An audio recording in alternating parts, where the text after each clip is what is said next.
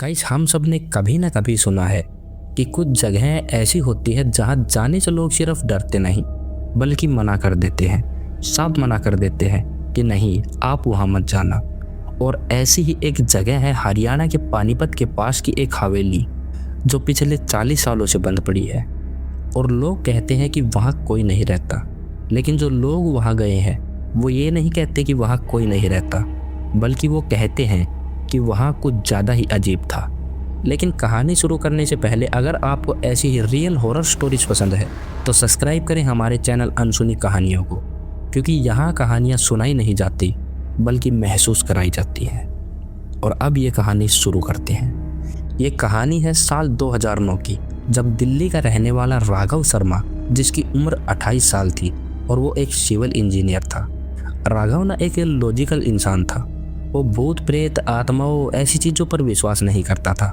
वो बिल्कुल भी विश्वास नहीं करता था कि ऐसी चीज़ें एग्जिस्ट भी करती हैं, और उसे लगता था कि ऐसा कुछ नहीं होता।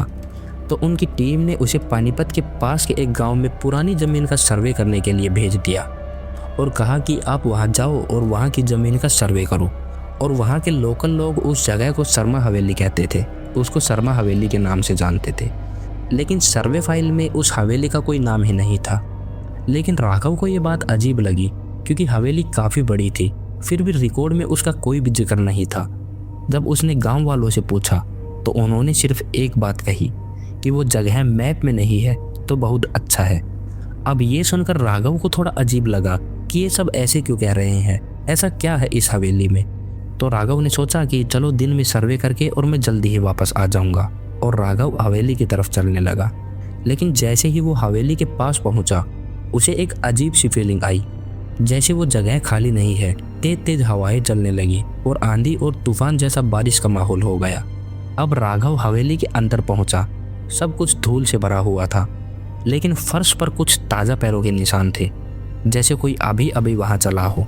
और दीवारों पर पुराने फ़ोटो लगे हुए थे, और हर फोटो फैमिली फ़ोटो थे।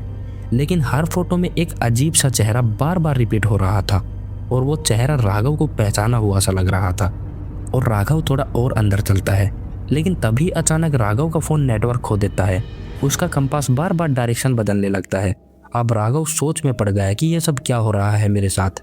और राघव अपने आप को शांत करने की कोशिश करता है कि बारिश के कारण या मौसम ख़राब होने के कारण ऐसा हो रहा है। और वो ऊपर की तरफ चलता है। ऊपर एक कमरा था जहाँ एक पुराना आईना रखा था।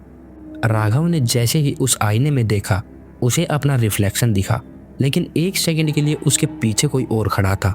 राघव तुरंत पीछे मुड़ा, लेकिन वहाँ कोई नहीं था। अब उसे साफ महसूस हो रहा था कि वो अकेला नहीं है। उसने फिर से आईने की तरफ देखा।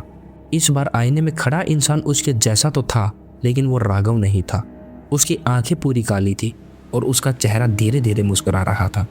अब राघव बहुत डर गया और पीछे हटने लगा, लेकिन उसका शरीर रुक गया था, जैसे किसी ने उसे पकड़ लिया हो। और फिर आईने के अंदर खड़ा वो आदमी धीरे धीरे अपना हाथ बाहर निकालने लगा, और अगले ही पल पूरा कमरा अंधेरे में डूब गया। अगले दिन गांव वालों को हवेली के अंदर राघव का सर्वे बैग मिला, लेकिन राघव कभी नहीं मिला।